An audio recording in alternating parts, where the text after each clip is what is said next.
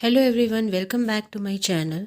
आज हम मुंशी प्रेमचंद की कहानी मंदिर और मस्जिद पढ़ेंगे। चलिए शुरू करते हैं। मंदिर और मस्जिद। चौधरी इतरत अली कड़े के बड़े जागीरदार थे। उनके बुजुर्गों ने शाही जमाने में अंग्रेजी सरकार की बड़ी बड़ी खिदमत की थी। उनके बदले में ये जागीर मिली थी।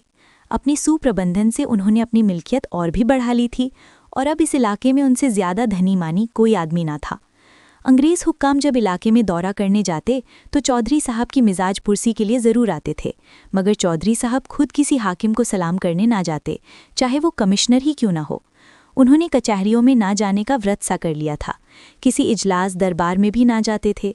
किसी हाकिम के सामने हाथ बांधकर खड़ा होना और उसकी हर एक बात पर जी हुजूर करना अपनी शान के खिलाफ समझते थे।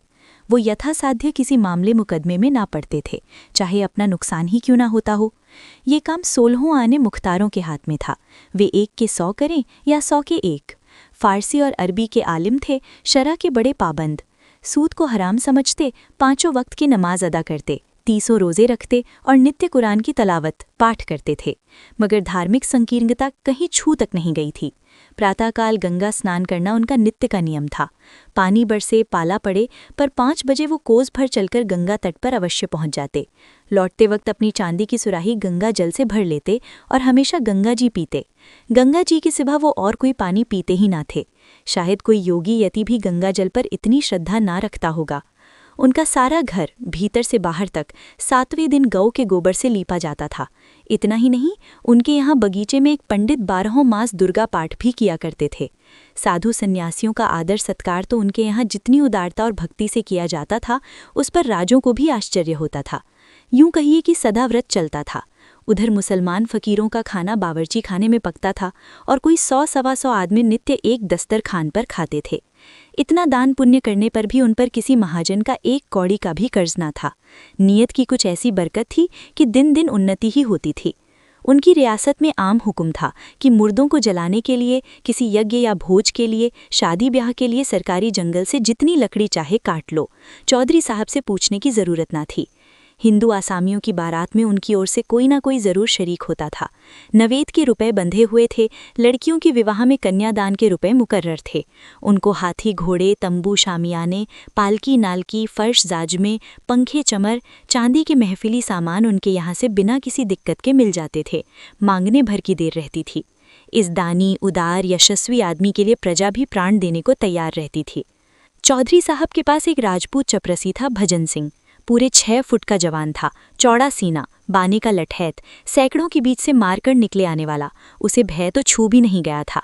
चौधरी साहब को उस पर असीम विश्वास था, यहाँ तक कि हज करने गए तो उसे भी साथ लेते गए थे। उनके दुश्मनों की कमी ना थी। आसपास के सभी जमींदार उनकी शक्ति और कीर्ति से जलते थे। चौधरी साहब के खौफ के मारे वे अपने आसामियों पर मनमाना अत्याचार ना कर सकते थे, क्योंकि वो निर्बलों का पक्ष लेने के लिए सदा तैयार रहते थे। लेकिन भजन सिंह साथ हो तो उन्हें दुश्मन के द्वार पर भी सोने में कोई शंका ना थी। कई बार ऐसा हुआ कि दुश्मनों ने उन्हें घेर लिया और भजन सिंह अकेला जान पर खेलकर उन्हें बेदाग निकाल लाया। ऐसा आग में कूद पड़ने वाला आदमी भी किसी ने कम देखा होगा। वो कहीं बाहर जाता तो जब तक खैरियत से घर न पहुंच जाए, चौधरी साहब को शंका बनी रहती थी कि कहीं किसी से लड़ न बैठा हो। बस पालतू भेड़े किसी दशा थी, जो जंजीर से छुटते ही किसी न किसी से टक्कर लेने दौड़ता है। तीनों लोक में चौधरी साहब के सिवा उसकी निगाहों में और कोई था ही नहीं।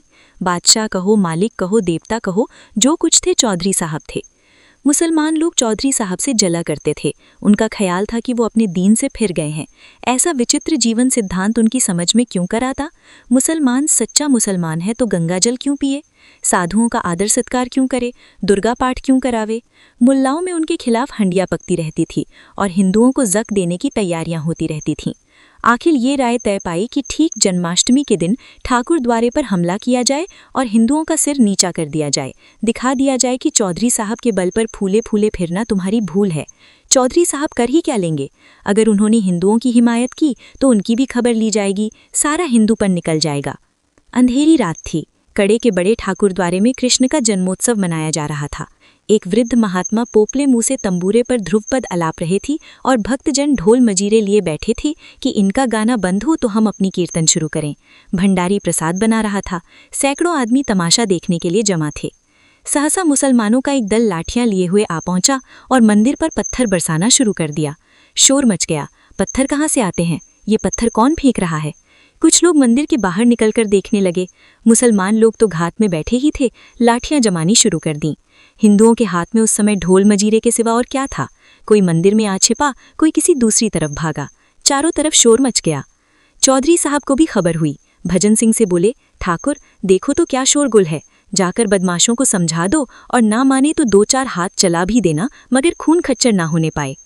ठाकुर ये शोरगुल सुन सुनकर दांत पीस रहे थे, दिल पर पत्थर का सिल रखे बैठे थे। ये आदेश सुना तो मुंह मांगी मुराद पाई। शत्रुभंजन डंडा कंधे पर रखा और लपके हुए मंदिर पहुंचे। वहां मुसलमानों ने घोर उपद्रव मचा रखा था। कई आदमियों का पीछा करते हुए मंदिर में घुस गए थे और शीशे के सामान तोड़ फोड़ रहे थे। ठाकुर की आंखों में खून उतर आया, सिर पर खून सवार हो गया। ललकारते हुए मंदिर में घुस गया और बदमाशों को पीटना शुरू कर दिया। एक तरफ तो वो अकेला और दूसरी तरफ 50 आदमी। लेकिन वाह रे शेर, अकेले सबके छक्के छुड़ा दिए, कई आदमियों को मार गिराया। गुस्से में उसे इस वक्त कुछ न सूझता था, किसी के मरने जीने की परवाह ना थी। मालूम नहीं उसमें इतनी शक्ति कहाँ से आ गई थी। उसे ऐसा जान पड़ता था कि कोई दैवी शक्ति मेरी मदद कर रही है। कृष्ण भगवान स्वयं उसकी रक्षा करते हुए मालूम होते थे। धर्म संग्राम में मनुष्यों से अलौकिक काम हो जाते हैं। उधर ठाकुर के चले आने के बाद चौधरी साहब को भय हुआ कि कहीं ठाकुर किसी का खून न कर डाले। उसके पीछे खुद भी मंदिर में आ पहुंचे।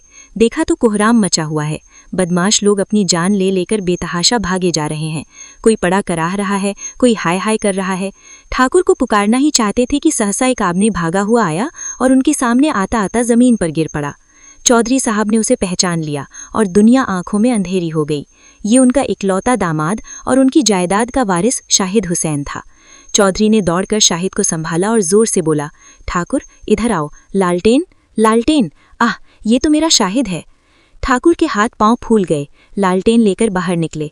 शाहिद हुसैन ही थे। उनका सिर फट गया था और रक्त उछलता हुआ निकल रहा था। चौधरी ने सिर पीटते हुए कहा, ठाकुर तूने तो मेरा चिराग ही गुल कर दिया। ठाकुर ने थर-थर कांपते हुए कहा, मालिक भगवान जानते हैं मैंने पहचाना नहीं। चौधरी, नहीं, मैं तुम्हारे ऊपर इल्ज़ाम नहीं रखता। भगवान के मंदिर में किसी को घुसने का इख्तियार नहीं है। अफसोस यही है कि खानदान का निशान मिट गया और तुम्हारे हाथों। तुमने मेरे लिए हमेशा अपनी जान हथेली पर रखी और खुदा ने तुम्हारे ही हाथों मेरा सत्यानाश करा दिया। चौधरी साहब रोते जाते थे और ये बातें कहते जाते थे। ठाकुर ग्लानि और पश्चाताप से गड़ा जाता था। अगर उसका अपना लड़का मारा गया होता तो उसे इतना दुख ना होता। आह, मेरे हाथों मेरे मालिक का सर्वनाश हुआ, जिसके पसीने की जगह वो खून बहाने को तैयार रहता था, जो उसका स्वामी ही नहीं ईष्ट था, जिसकी जरा से इशारे पर वो आग में कूद सकता था, उसी के वंश की उसने जड़ काट दी। वो उसकी आस्तीन का सांप निकला। रुंधे हुए कंठ से बोला, सरकार मुझसे बढ़कर अभागा और कौन होगा। मेरे मुंह में कालिख लग गई। ये कहते कहते ठाकुर ने कमर से छुरा निकाल लिया। वो अपनी छाती में छुरा घोंपकर कालिमा को रक्त से धोना ही चाहते थे कि चौधरी साहब ने लपक कर छुरा उनके हाथों से छीन लिया और बोले, क्या करते हो, होश संभालो, ये तकदीर के करिश्मे हैं, इसमें तुम्हारा कोई कसूर नहीं। खुदा को जो मंजूर था वो हुआ। अगर मैं खुद शैतान के बहकावे में आकर मंदिर में घुसता और देवता की तौहीन करता और तुम मुझे पहचान कर भी कत्ल कर देते तो मैं अपना खून माफ कर देता। किसी के दीन की तौहीन करने से बड़ा और कोई गुनाह नहीं है।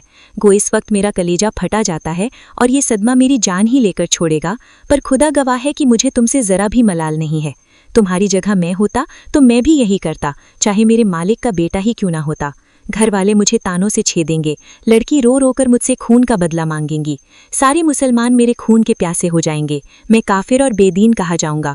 शायद कोई दीन का पक्का नौजवान मुझे कत्ल करने पर भी तैयार हो जाए, लेकिन मैं हक से मुंह ना मोड़ूंगा। अंधेरी रात है, इसी दम यहाँ से भाग जाओ और मेरे इलाके में किसी छावनी में छिप जाओ। वो देखो कई मुसलमान चले आ रहे हैं, मेरे घर वाले भी हैं। भागो भागो। साल भर भजन सिंह चौधरी साहब के इलाके में छिपा रहा। एक ओर मुसलमान लोग उसकी टोह में लगे रहते थे, दूसरी ओर पुलिस, लेकिन चौधरी उसे हमेशा छिपाते रहते थे। अपने समाज के ताने सहे, घर वालों का तिरस्कार सहा, पुलिस के वार सहे, मुल्लाओं की धमकियां सही, लेकिन भजन सिंह की खबर किसी के कानों कान ना होने दी। ऐसे वफादार स्वामी भक्त सेवक को वो जीते जी निर्दय कानून के पंजे में ना देना चाहते थे। उनके इलाके की छावनियों में कई बार तलाशियां हुईं। मुल्लाओं ने घर के नौकरों, मामाओं, लौंडियों को मिलाया, लेकिन चौधरी ने ठाकुर को अपने एहसानों की भांति छिपाए रखा। लेकिन ठाकुर को अपने प्राणों की रक्षा के लिए चौधरी साहब को संकट में पड़े देखकर असह्य वेदना होती थी। उसके जी में बार बार आता था, चलकर मालिक से कह दूं, मुझे पुलिस के हवाले कर दीजिए। लेकिन चौधरी साहब बार बार उसे छिपे रहने की ताकीद करते रहते थे। जाड़ों के दिन थे। चौधरी साहब अपने इलाके का दौर कर रहे थे। अब वो मकान पर बहुत कम रहते थे। घर वालों की शब्द बाणों से बचने का यही उपाय था।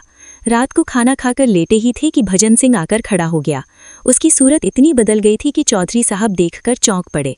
ठाकुर ने कहा, सरकार अच्छी तरह है? चौधरी, हाँ, खुदा का फजल है। तुम तो बिल्कुल पहचाने ही नहीं जाते। इस वक्त कहाँ से आ रहे हो? ठाकुर, मालिक, अब तो छिपकर नहीं रहा जाता। हुक्म हो तो जाकर अदालत में हाजिर हो जाऊं। जो भाग्य में लिखा होगा वो होगा। मेरे कारण आपको इतनी हैरानी हो रही है, ये मुझसे नहीं देखा जाता। चौधरी, नहीं ठाकुर, मेरी जीते जी। तुम्हें जानबूझकर भाड़ के मुंह में नहीं डाल सकता। पुलिस अपनी मर्जी के मुताबिक शहादातें बना लेगी और मुफ्त में तुम्हें जान से हाथ धोना पड़ेगा। तुमने मेरे लिए बड़े बड़े खतरे सहे हैं। अगर मैं तुम्हारे लिए इतना भी ना कर सकूं तो मुझसे मत कहना। ठाकुर, कहीं किसी ने सरकार? चौधरी, इसका बिल्कुल गम मत करो। जब तक खुदा को मंजूर ना होगा कोई मेरा बाल भी बांका नहीं कर सकता। तुम अब जाओ, यहाँ ठहरना खतरनाक है। अगर आपको ये कहानी अच्छी लगी हो तो इसका अगला पार्ट ज़रूर देखें और मेरे चैनल को सब्सक्राइब ज़रूर करें। मिलते हैं फिर अगली कहानी में। धन्यवाद।